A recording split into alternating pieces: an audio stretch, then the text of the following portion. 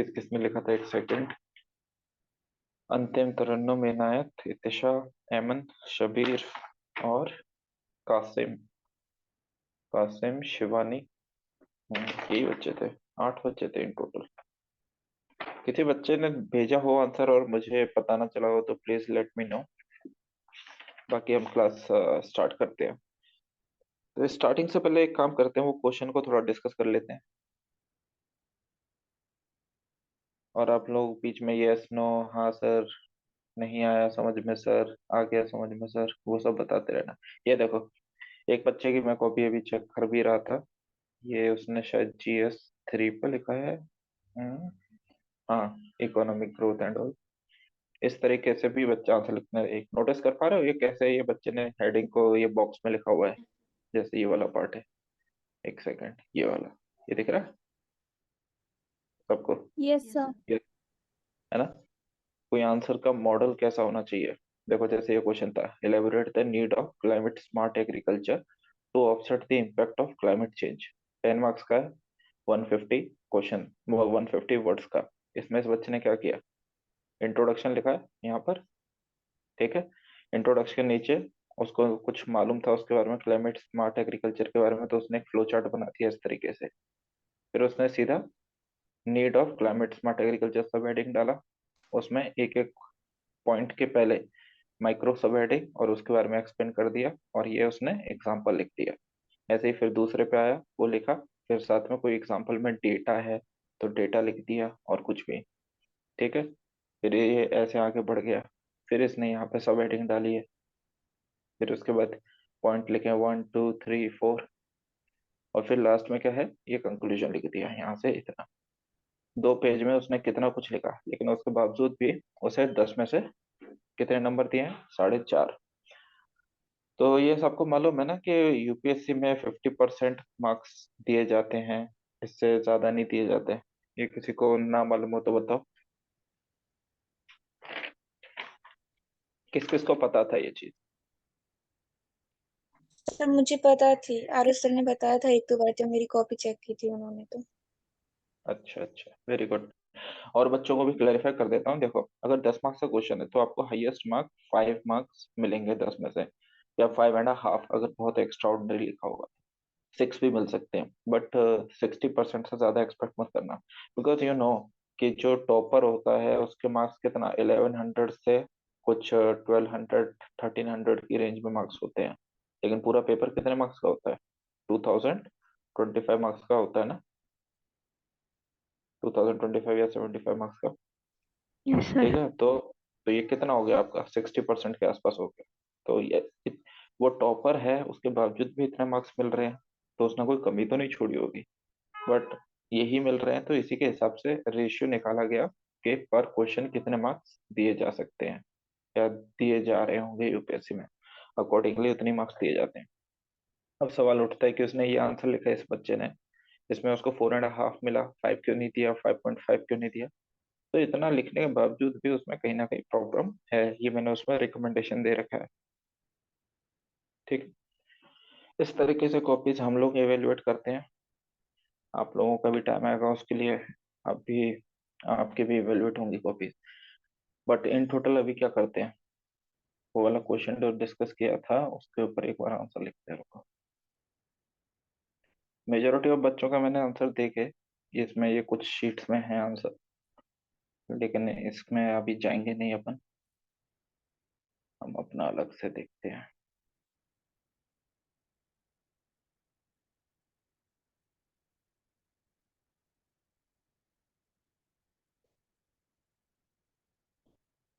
ठीक है,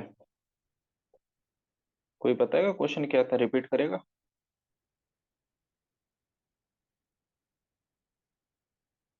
एनीबडी? वो था, कुछ था ऐसे, explain continental drift theory and give insights on the evidences, यही था ना question? Yes, sir. Explain continental drift theory. Also give insights on evidence given by Albert Wegener. Give insights on evidence given by Alfred Wegener. ये 15 marks का question था और 250 marks था। ठीक है, मैं अभी हर बच्चे की कॉपीज के थ्रू नहीं जाऊंगा, बिकॉज थोड़ा सा इसको सीक्रेट रखने की जरूरत है कि हर बच्चों को कितने मार्क्स मिले। अभी आपको कॉम्पिटेटिव मोड में नहीं जाना, अभी आप कलीग हो, एक साथ में पढ़ रहे हो, तो किसी तरीके का एक फैक्टर पैदा हो जाए मन में कि भाई वो बच्चे ज्यादा कर रहा है, वो कम कर रहा है, तो ये चीज नहीं होना चाहिए अभी। तो I will not go in details of each students copy. ठीक है, बट मैं पहले एक बार इन जनरल बता देता हूँ कि सब बच्चों ने क्या क्या कॉमन मिस्टेक्स किए हैं। और आ, एक मॉडल आंसर मैं ही लिख के दूं क्या, क्या लगता है? Yes sir. आप लिख लीजिए। Yes sir. ठीक है, तो एक चीज मैंने कॉमन नोटिस किया, वो ज्यादातर बच्चों ने 20 मिनट, एक बच्चे ने 40 मिनट्स भी लिए थे आंसर लिखने में। तो ठीक है, पहला आंसर लिखा है तो इतना टाइम लग जाता है, फाइन, बट कोशिश करो 15 मार्क्स का आपका जो क्वेश्चन है वो 9 to 10 या इवन 11 मिनट में लिखो। क्योंकि वहां पे जब आपको 20 क्वेश्चन लिखने होंगे, तो 20 क्वेश्चन के लिए इमेजिन कि आपको वहां पे कितने मिल रहे हैं, 180 मिनट्स मिल रहे हैं। 3 आवर्स का पेपर होता है, ठीक है नहीं? अब 3 आवर्स में से 10 मिनट तो आप इधर उधर ही निकाल दो। जैसे कि कोई कॉपी, वो आपको फॉर्म फिल करने के लिए टाइम होता है, नाम लिखना होता है, बीच में साइन करने का भी आता है, फिर रोल नंबर भी फिल करना होता है, बहुत चीजें होती हैं। तो 10 से 15 मिनट तो ये निकाल दो। फिर इधर उधर कुछ पानी वानी पी लिया बीच में, तो वो भी हटा दो, तो 20 मिनट तो इसमें चला गया। बचा कितना? 160 मिनट। अब इसमें आपको 10 मार्क्स वाले 10 क्वेश्चन लिखने हैं और 15 मार्क्स वाले 10 क्वेश्चन लिखने हैं। तो अकॉर्डिंगली इसका वेटेज क्या होना चाहिए? अगर मैं हाँ सॉरी, हाँ 15 मार्क्स वाले 10 और 10 मार्क्स वाले 10, तो 20 क्वेश्चन हो गए। तो पर क्वेश्चन आपको टाइम कितना मिल रहा है? 8 मिनट के आसपास। बट आप 8 मिनट 10 मार्क्स वाले को और 8 मिनट 15 मार्क्स वाले को नहीं दे सकते, है ना? तो क्या करोगे, इधर से 2 मिनट माइनस कर दो तो इसे 6 मिनट कर दोगे, और इधर 2 मिनट प्लस कर दोगे तो इसे 10 मिनट कर दोगे। तो आइडल सिनेरियो में आपका 10 मार्क्स वाला क्वेश्चन 6 मिनट में खत्म हो जाना चाहिए, और 15 मार्क्स वाला 10 मिनट में। समझ रहे हो?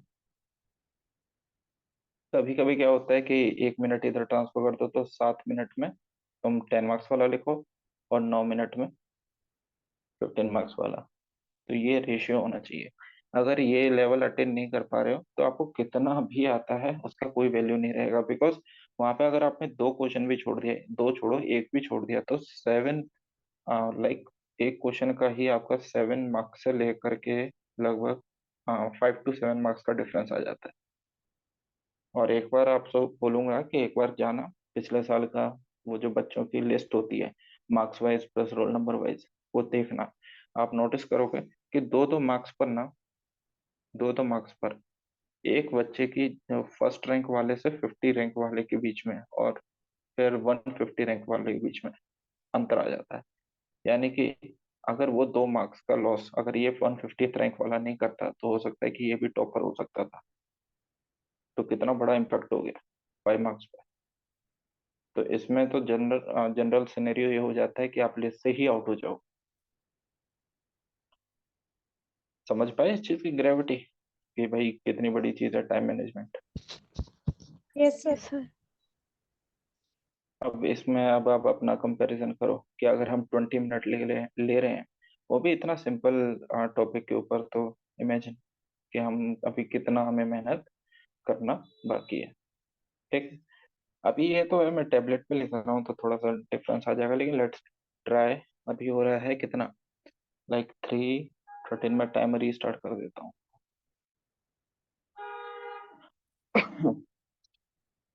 Stop watch. ठीक है, क्वेश्चन स्टार्ट कर दिया। ठीक है, explain continental drift theory, also give insight on the evidence of given by Alfred Wegener. तो क्या लिखना है सबसे पहले? Continental drift theory was given by Alfred Wegener in 1912. It was his attempt to explain present day location of continents and ocean। ठीक है, अब अगला सब हेडिंग सीधा थ्योरी। ठीक है, थ्योरी में क्या लिखोगे सबसे पहले? He believed that there was a super continent named Pangaea. Pangaea broke into Laurasia and Gondwana in Carboniferous period। ठीक है, post that these landmasses subsequently broke into Laurasia, North America, Europe, Eurasia।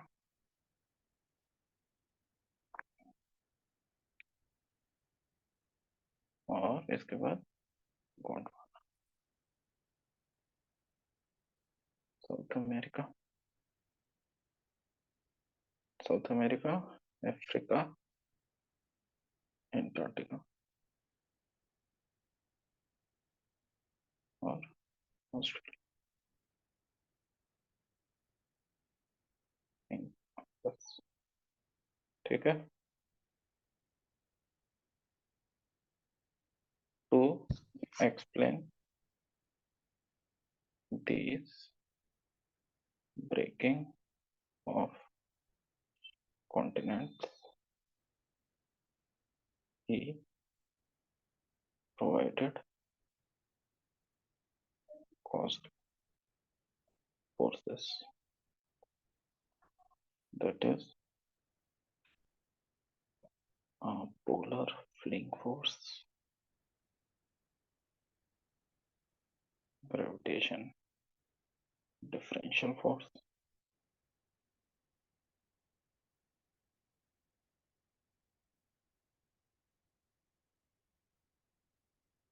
and force of buoyancy। ठीक है, इसके बाद box बनाया।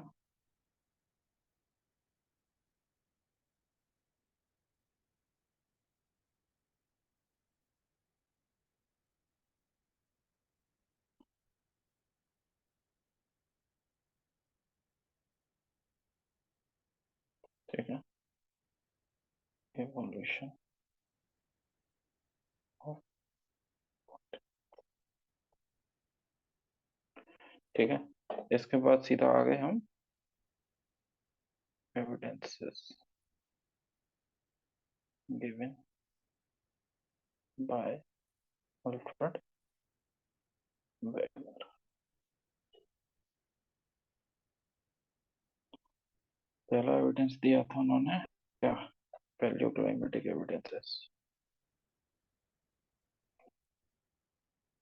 Evidences इसमें आप लिखोगे availability of glacial tilts in regions with in regions which are in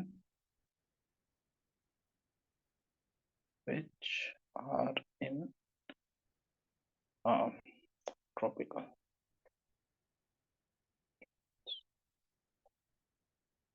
इसमें पैलियोक्लाइमेटिक एविडेंसेस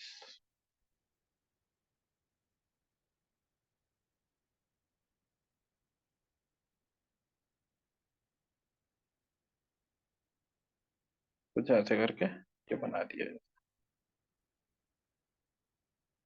ठीक है, और similar from structures.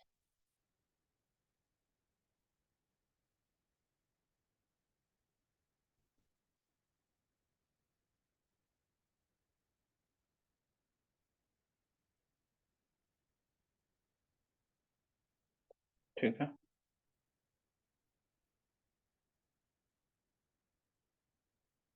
Brazilian shield and Gulf of Guinea. इसी में हर्षियन माउंटेन्स भी आ जाता है।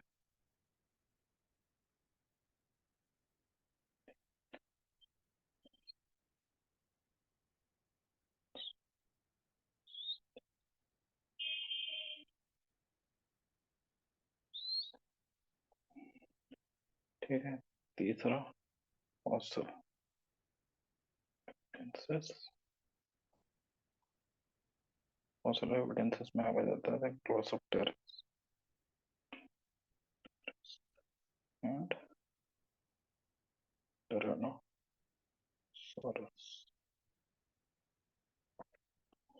फॉसिल एविडेंसेस के बाद आ जाता है तुम्हारा behaviour of animals. Example primates, behaviour of mass suicide in western Europe. ठीक है, एविडेंसेस खत्म। Despite of these evidences,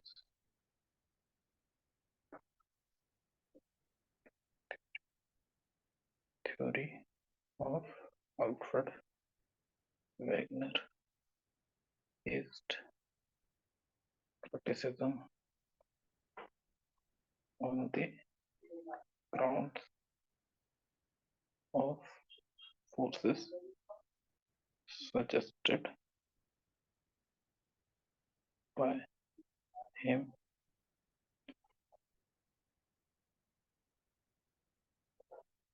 but equal credit shall be awarded to him for building a stepping stone for development of further theories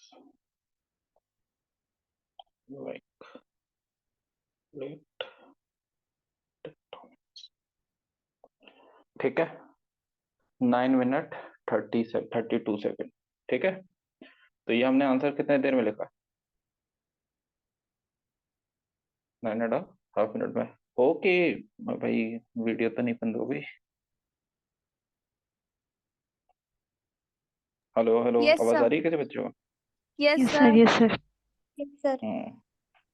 ठीक है, यहाँ पर हमने कर दिया। थोड़ी सी राइटिंग वैसी हो गई बिकॉज टैबलेट पे जल्दी लिखने में थोड़ी दिक्कत आती है, लेकिन पेन, हाँ, पेन कॉपी पे ज्यादा लिखना आसान होता है। तो यहाँ पर हमने क्या किया, तो टाइम लिमिट अपना फॉलो कर लिया लगभग। इसके बाद अपना थ्योरी का हमने इंट्रो दे दिया, यहाँ पे थ्योरी एक्सप्लेन कर दी क्या था, थोड़ा थोड़ा पार्ट बता दिया। ये लॉरेशिया गोंडवाना, तो उसमें क्या क्या था, फिर फोर्स बता दी। एक चीज मैंने नोटिस किया, काफी बच्चों ने थ्योरी लिखी है लेकिन फोर्स नहीं लिखा। अब थ्योरी में फोर्स लिखना इसलिए जरूरी है बिकॉज थ्योरी को थ्योरी तभी कहते हैं जब वो साइंटिफिकली डिफाइन हो। अगर अल्फ्रेड वेगनर केवल इतना कह देते कि भाई ये वाला कॉन्टिनेंट पहले ऐसे था कल वैसे था, इसमें एक पार्ट रह गया जिग्सो फिट वाला था शायद, है ना? Similar yes law of sir. Structure and jigsaw fit yes इसी में सर। आ जाता है। हम्म, ठीक है। हाँ, तो क्या था अपना? लोरेशिया गोंडवाना ये जो है, बता रहा हूँ फोर्स के बारे में। तो आपको ये ध्यान रखना है कि जब थ्योरी आप बता रहे हो तो उसमें आपको उसका कॉज क्या है वो भी बताना जरूरी है, वरना वो थ्योरी थ्योरी नहीं रह जाती, वो फिर एक थोड़ा सा डिस्क्रिप्शन हो जाता है। बहुत बच्चों ने फोर्सेस लिखी नहीं है, तो फोर्सेस आपको हमेशा मेंशन करनी है। ये नहीं कि आपको ये एक्सप्लेन करनी है कि कौन सी फोर्स क्या होती है, सिर्फ एक बार नाम होना जरूरी है।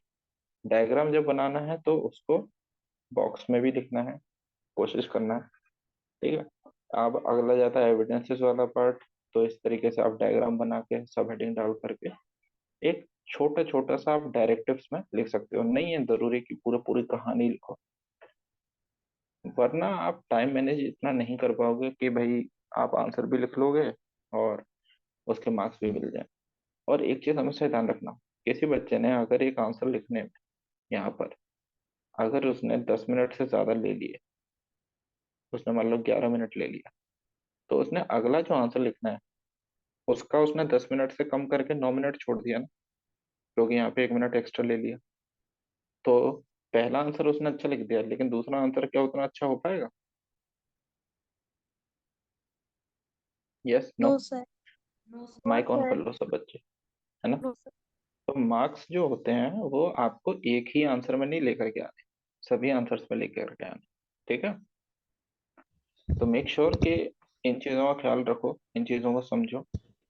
कैसा लगा? आंसर सही है मेरा? Yes sir. Yes, सर मेरा एक डाउट है। Yes sir. Yes sir. चलो ठीक है। सर मुझे इसका एक भी चीज मैं, पूछनी है। बोलिए बोलिए, कौन बेटा? नाम बोलो। सर इतिशा। हितेशा, बोलिए। सर मतलब जैसे आपने बोला कि एक टाइम लिमिट होती है क्वेश्चन के लिए। मानिए हम हम्म। एग्जाम में लिख रहे हैं, ठीक है, हमारे सामने वॉच रखे हैं, हम देख रहे हैं कि हमारा आंसर पूरा हुआ नहीं है, लेकिन 10 मिनट्स हम्म। हो ही गए हैं मतलब। तो क्या हम उस हम्म। आंसर को छोड़ के नेक्स्ट आंसर पे बढ़ जाए, वो ज्यादा अच्छा इम्पैक्ट डालेगा एग्जामिनर में, या फिर उस आंसर को हम कंप्लीट करें तब नेक्स्ट आंसर पे बढ़े?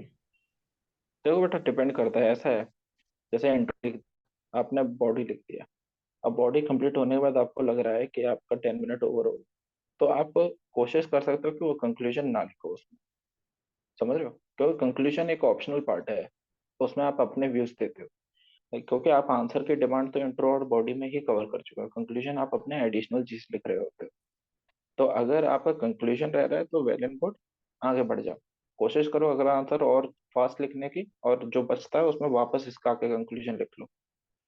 लेकिन अगर बॉडी भी रह रहा है तो फिर तो इसको कंप्लीट ही करना बेटर।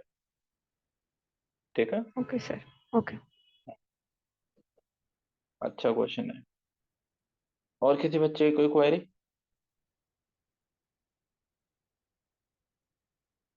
नहीं, सबके डाउट क्लियर? चलो ठीक है। कुछ कुछ मिस्टेक्स के बारे में आपको हाईलाइट कर देता हूँ कि कुछ बच्चों ने क्या किया है। पहला तो आपको बताया कि कुछ बच्चों ने फोर्सेस नहीं लिखा, है ना? फोर्सेस लिखना जरूरी है। एक सेकेंड, इधर कागज को कुछ बच्चों ने सब हेडिंग नहीं डाला है।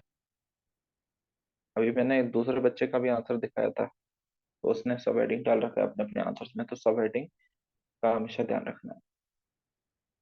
कुछ बच्चे क्या कर रहे हैं कि थ्योरी तो लिख रहे हैं थ्योरी में, लेकिन वो क्या लिख रहे हैं? थ्योरी में केवल वही लिख रहे हैं कि लॉरेशिया था, गोंडवाना था, और इससे पहले पेंजिया था, और ये टूट गया, बस बात खत्म। तो इतने से काम नहीं चलेगा, कोर्सेस भी लिखो। कोशिश करो कि उसमें पीरियड भी, जो टाइम स्केल होता है ना, जैसे हमने भी लिखा था इसमें ऊपर कार्बोनिफेरस कहीं तो लिखा था,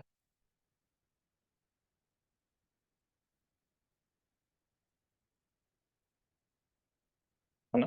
तो अपना टाइम पीरियड वगैरह भी उसमें मेंशन करने की कोशिश करो, क्योंकि ये चीज क्या वैल्यू ऐड करती है आंसर्स में। थोड़ा सा कीवर्ड का ध्यान रखना है आंसर में हमेशा। क्या? कीवर्ड। जैसे कॉन्टिनेंटल ड्रिफ्ट थ्योरी में ये है कीवर्ड, फ्लोरेशिया, गोंडवाना, फोर्सेस के नाम। जब तक ये कीवर्ड नहीं है ना आंसर में, तब तक एग्जामिनर सेटिस्फाई नहीं हो पाएगा। आप चाहो तो उस कीवर्ड की जगह एक्सप्लेन करने लग जाओगे, लेकिन उस एक्सप्लेनेशन में आपका एक तो वर्ड लिमिट भी खत्म हो रही है, टाइम भी ज्यादा लग रहा है, और वही चीज आपकी बच सकती है सिर्फ एक वर्ड से। तो हमेशा जब भी पढ़ रहे हो, रिवाइज कर रहे हो, तो कोई भी टॉपिक के जितने भी कीवर्ड्स हैं उसको एक साइड के कहीं पे कागज पे नोट करते चले जाओ, इसे माइक्रो नोट्स कहते हैं। या तो ये करो, और इसे ही करना है, या फिर जो आपके जो मेन नोट्स हैं उसमें वो कीवर्ड को अंडरलाइन कर लो या हाईलाइट कर लो। इज, एम, आर, द, ये कीवर्ड नहीं होते हैं। कीवर्ड ही ऐसे ही होंगे जो जार्गन्स होते हैं। जार्गन्स मतलब समझते हो कोई? जार्गन्स मतलब होता है कि जो उस सब्जेक्ट के स्पेसिफिक नेम होते हैं। जैसे मेडिकल साइंस में जाओगे तो उनमें अलग अलग वर्ड्स होते हैं ना। हम ईयर बोलते हैं, वो लोग कुछ और बोलते हैं। हम थ्रोट बोलते हैं, वो ईसोफेगस या कुछ भी अलग अलग वर्ड्स होते हैं। तो वो उस सब्जेक्ट के नेम्स होते हैं। ये आपको याद होने चाहिए हर वर्ड, हाँ, हर सब्जेक्ट का, हर टॉपिक का, सो दैट कि आपके आंसर में थोड़ी सी स्पेशलिटी दिखाई दी औरों से। कीवर्ड वाला पार्ट हो गया। इंट्रो मैंने जहां तक नोटिस किया ज्यादातर बच्चों ने अच्छा ही लिखा है। कंक्लूजन, कंक्लूजन में हमेशा ध्यान रखना है, थोड़ा फॉरवर्ड लुकिंग कंक्लूजन होना चाहिए। फॉरवर्ड लुकिंग क्या का मतलब क्या होता है? जैसे मैंने कॉन्टिनेंटल ड्रिफ्ट थ्योरी है, इसका कंक्लूजन लिखना है, तो मुझे पता है इसके बाद प्लेट टेक्टोनिक थ्योरी आई थी। तो मुझे कंक्लूड कैसे करना है कि वो प्लेट टेक्टोनिक थ्योरी में इस कॉन्टिनेंटल ड्रिफ्ट थ्योरी ने हेल्प किया था। इस तरीके का कंक्लूजन लिखना है। और अगर एक बच्चे ने लिखा था कि हिंदी में लिखा था कि अल्फ्रेड वेगनर की थ्योरी काल्पनिक थी, और वो काल्पनिक वर्ड सही नहीं है। उस बच्चे का एसेंस सही था, कि वो कहना तो सही चाहता था कि भाई उसमें काफी चीजें इमेजिनरी थी, बट काल्पनिक वर्ड सही नहीं है। आपको कोशिश थोड़ा सा न्यूट्रल लैंग्वेज यूज करना है, कि हाँ उन्होंने थ्योरी दी, उसके कुछ क्रिटिसिज्म थे, उस क्रिटिसिज्म के बावजूद भी उस थ्योरी का यूज आगे की थ्योरीज के डेवलपमेंट में हुआ। वही चीज हमने भी कोशिश की है यहाँ पे लिखने की। In spite of these evidences, the theory of Alfred Wegener faced criticism on the ground of forces suggested by him, but equal credit shall also be awarded to him for building a stepping stone. Stepping stone मतलब एक, जैसे नदी है, जैसे ये नदी है, इधर जमीन है और इधर भी जमीन है। अब इधर से इधर जाना है, तो इसमें बीच में पत्थर रख दो, तो पहला इधर, फिर इधर, फिर इधर, तब इस तरफ चले जाओ। तो स्टेपिंग स्टोन इनको कहते हैं। तो क्या है, वो एक सिंबॉलिकल वर्ड हो गया कि उन्होंने एक स्टेपिंग स्टोन बिल्ड किया था, जिसकी मदद से फर्दर थ्योरीज का डेवलपमेंट हुआ, जैसे प्लेट टेक्टोनिक्स। समझ में आया कंक्लूजन कैसे लिखना है? Yes, sir. एक चीज नोटिस करनी है, बिहेवियर ऑफ एनिमल। ये कुछ बच्चों ने पहला या दूसरे पॉइंट में ही लिख दिया है, बिहेवियर ऑफ एनिमल।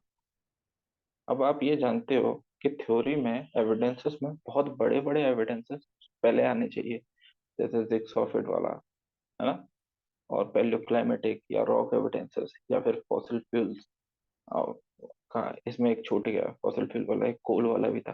लेकिन ठीक है, जब क्वेश्चन इतना ज्यादा, मतलब क्वेश्चन के जब दो डायमेंशन होते हैं ना, तो उसमें अगर आप तीन से ज्यादा भी एविडेंसेस लिख देते हो तो वो सफिशिएंट रहते हैं।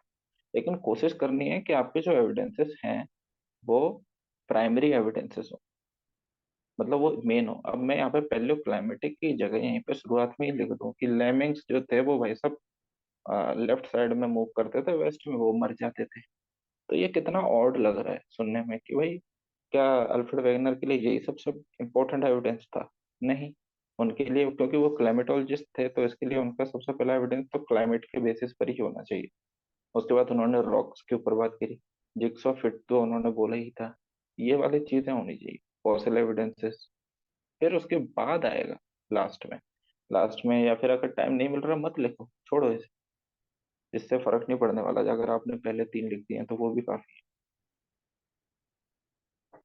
तो प्राइमेसी ऑफ पॉइंट्स का ध्यान रखना है कि जो सबसे इम्पोर्टेंट पॉइंट है वो सबसे पहले आना चाहिए, उसके बाद उससे कम इम्पोर्टेंट, उसके बाद उससे कम इम्पोर्टेंट, एंड देन सबसे लास्ट पे जो बिल्कुल ही इम्पोर्टेंट नहीं है। टाइम बच रहा है, आपको पॉइंट्स बढ़ाने हैं, 3 पॉइंट लिखे हैं, लग नहीं रहा तुम्हारे पास 5 होने चाहिए, तो तब लिखो ये वाले पॉइंट।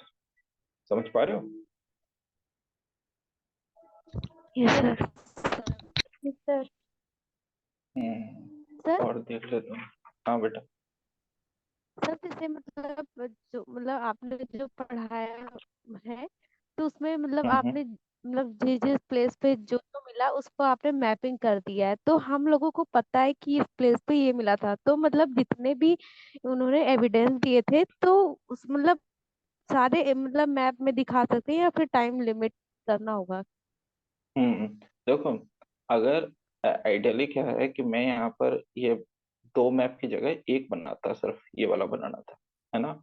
ये 2 नहीं बनाने थे, एक बनाता, और तो इससे इस मैप का टाइम बचता, और इस मैप का टाइम की जगह कोई एक्स्ट्रा पॉइंट, जैसे ये जिक्सॉ फिट छूट गया तो दिमाग ऑक्यूपाइड नहीं रहता है, ये जिक्सॉ फिट वाला लिख लिया जाता है। ऐसे ही आपको जो मैंने एविडेंसेस लिखा रखे हैं उसमें सिलेक्टिवली यूज करना है। डिपेंड करता है कि अगर आपके पास सफिशिएंट टाइम है तो आप क्या करोगे, सारे एविडेंसेस लिखो। नहीं है सफिशिएंट टाइम, स्पीड में हो तो एग्जाम में जब आप स्पीड में लिख रहे होते ना तब याद नहीं आता। Even me being a teacher, मैं भी टीचर होते हुए भी आपको ये चीज लिखवा रहा था अभी आंसर, तो इसमें मेरे से भी छूटा ना 1-2 पॉइंट, तो ये छूटता है। लेकिन छूटते हुए भी आपके सबसे ज्यादा इंपॉर्टेंट पॉइंट आ जाना, बस यही आंसर राइटिंग। तो इन अ वे आपके सवाल का जवाब यह है कि सारे पॉइंट्स नहीं लिख पा रहे हो, जो हमारा नोट्स में होता है वो सब नहीं लिख पाओगे, पॉसिबल ही नहीं है, सभी याद भी नहीं आने वाले इकट्ठा। तो आपके जो इम्पोर्टेंट पॉइंट्स हैं वो जरूर आने चाहिए। ठीक है। Yes sir. Yes, sir. एक बच्चे ने आंसर लिखा था, उसने शायद मेरे हिसाब से उसने 2.5 पेज का मतलब गलत समझ लिया था आई गेस, तो उनका आंसर 5 पेज का हो गया था। तो 5 पेज नहीं है, 2.5 पेज, मतलब कि जैसे ये एक पेज है तो इसका फ्रंट और इसका बैक, इसको मिला के 2 पेज, और फिर जो थर्ड पेज और सेकंड पेज है उसका फ्रंट। तो इधर पहले एक पेज में 2 हो गए साइड वाले, और दूसरे पेज का एक साइड, ऐसे 3 पेज मान के चलो। तो ये जो 3 साइड हैं इसको मिला, इतना ही स्पेस आपको मिलेगा 15 मार्क्स वाले क्वेश्चन में, तो इतने में ही आंसर लिखना है। 5 वाला नहीं लिखना है ऐसे कि आप 3 पेज समझ लिए, इसका 1-2, फिर इसका 1-2 और फिर इसका हाफ, उन्होंने शायद ऐसे ही समझ लिया हो। और इसी वजह से उन्होंने ये मिस्टेक की है कि जैसे ये शीट है तो इंट्रो ये लिख दिया, फिर उसके बाद एक सब हेडिंग है और इधर पूरी डायग्राम। तो ये जो स्पेस छूट रही है, कोशिश करनी है कि आपकी शीट में स्पेस ना छूटे। ऑब्वियसली कैसे छूट सकते हैं जब आपको बहुत ज्यादा लिखना पड़ेगा। और हाँ, एक चीज और, कुछ बच्चों ने पेंसिल से डायग्राम बनाई है। कोई बताएगा पेंसिल से बनाना चाहिए कि नहीं बनाना चाहिए? सपोर्ट में आर्गुमेंट दो और अगेंस्ट में दो। कौन कौन कहता है बनानी चाहिए? नहीं होना चाहिए, ये हाँ जी। यूपीएससी में नहीं बनाना चाहिए, Uh, फिर यूपीएससी में तो सर पेन पेंसिल से नहीं बनाना चाहिए इस एग्जाम के लिए। सर पेंसिल अच्छा। टाइम के साथ के लाइट तो बढ़ पेन सकती से है, बनाना लाइट हो चाहिए। जाएगी। अच्छा, पेन ये से बताओ बना। कि कौन सपोर्ट करते हैं कि पेंसिल से बनाना चाहिए? सर हम पेन को सपोर्ट करते हैं, बिकॉज पेन का अगर बाई पेंसिल। चांस पेंसिल से बनाते हैं ना तो पेंसिल का निब भी टूट सकता है, पहला पॉइंट। और दूसरा पॉइंट, पेंसिल को खोजने में मतलब निकाले हो जाते हैं तो कुछ टाइम कंज्यूम पेंसिल करता है। और पेन में सर उसका पॉजिटिव टर्म ये है कि अगर पेन से हम डायरेक्ट बनाते हैं ना तो वो पेन का निब नहीं टूटेगा। भले वहाँ गलती होगा तो वो बात हुआ अलग, लेकिन हम सर पेन का सपोर्ट करते हैं, पेन से बनाना चाहिए, टाइम काफी बचेगा। पेन को और ज्यादातर सर वोट मिल रहे हैं।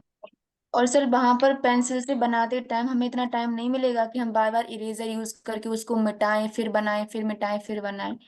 और फिर वो पेज पलटते पलटते से धुंधला भी पड़ जाता है पेंसिल से बनाया हुआ। और पेन का ऐसा रहता है कि एग्जैक्टली। एक ही बार बनाओ और जाओ।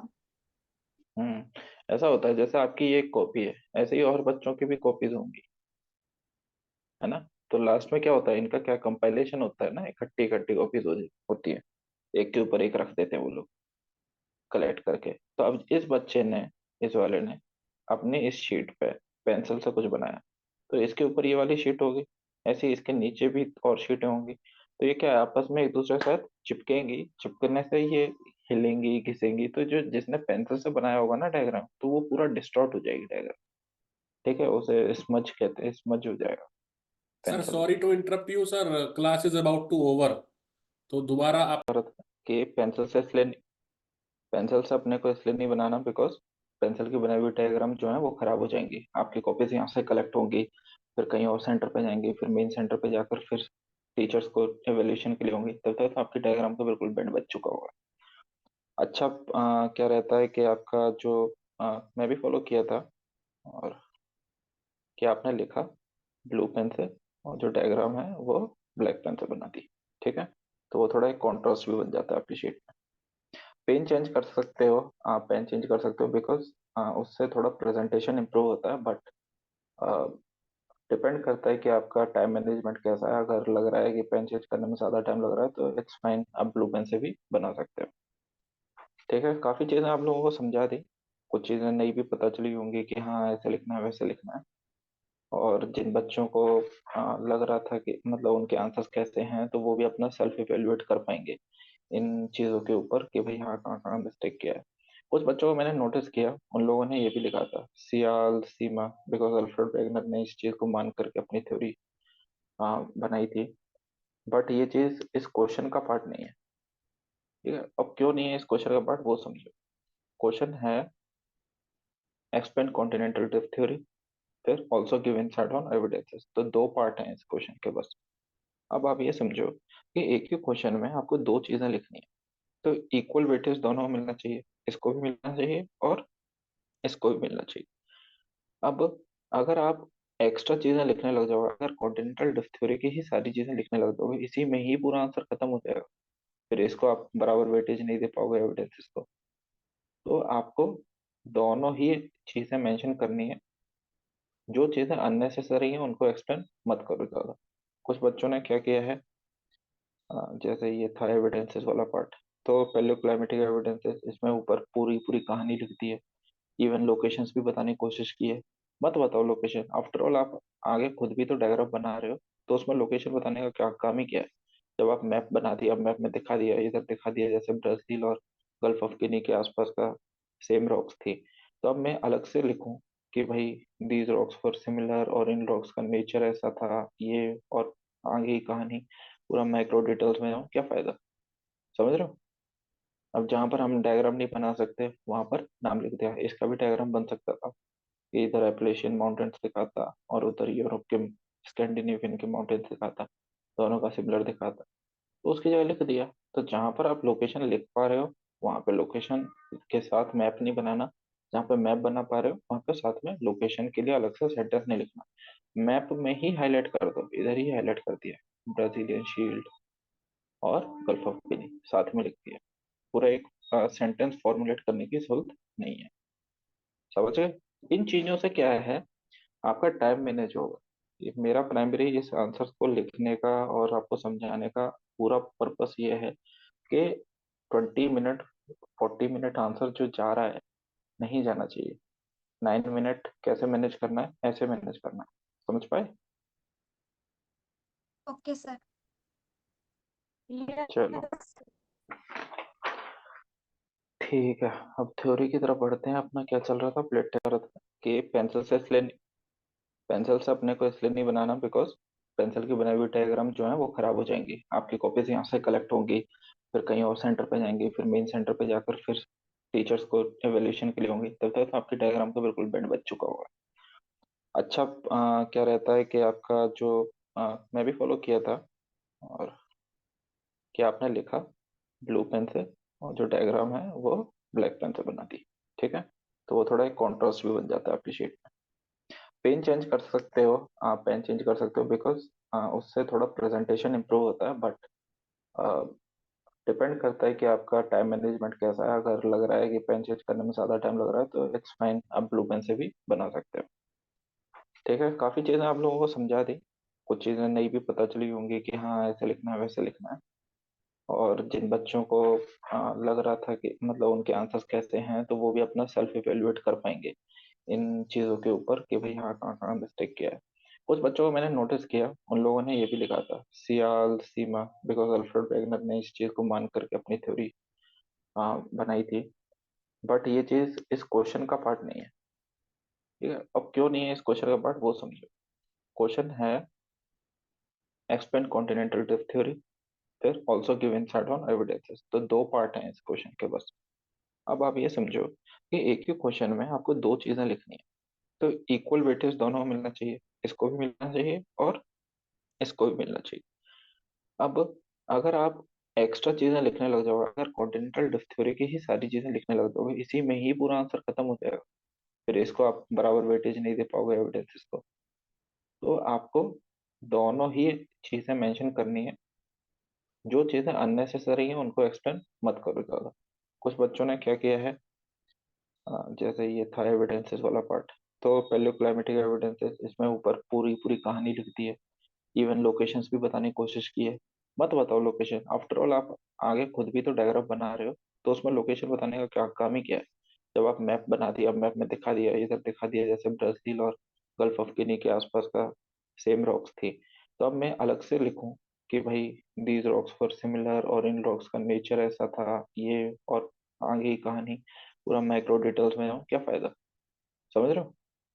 अब जहां पर हम डायग्राम नहीं बना सकते वहां पर नाम लिख दिया। इसका भी डायग्राम बन सकता था कि इधर एप्लेशियन माउंटेन्स दिखाता और उधर यूरोप के स्कैंडिनेवियन के माउंटेन्स दिखाता, दोनों का सिमिलर दिखाता, तो उसकी जगह लिख दिया। तो जहां पर आप लोकेशन लिख पा रहे हो वहां पे लोकेशन के साथ मैप नहीं बनाना, जहाँ पे मैप बना पा रहे हो वहां पे साथ में लोकेशन के लिए अलग से सेंटेंस नहीं लिखना। मैप में ही हाईलाइट कर दो, इधर ही हाईलाइट कर दिया ब्राजीलियन शील्ड और गल्फ ऑफ गिनी साथ में लिख दिया। पूरा एक सेंटेंस फॉर्मुलेट करने की जरूरत नहीं है। समझ गए। इन चीजों से क्या है, आपका टाइम मैनेज होगा। ये मेरा प्राइमरी इस आंसर को लिखने का और आपको समझाने का पूरा पर्पस ये है कि 20 मिनट 40 मिनट आंसर जो जा रहा है नहीं जाना चाहिए। 9 मिनट कैसे मैनेज करना है, ऐसे मैनेज करना है। समझ पाए। Okay sir. चलो यस। ठीक है, अब थ्योरी की तरफ बढ़ते हैं। अपना क्या चल रहा था, प्लेट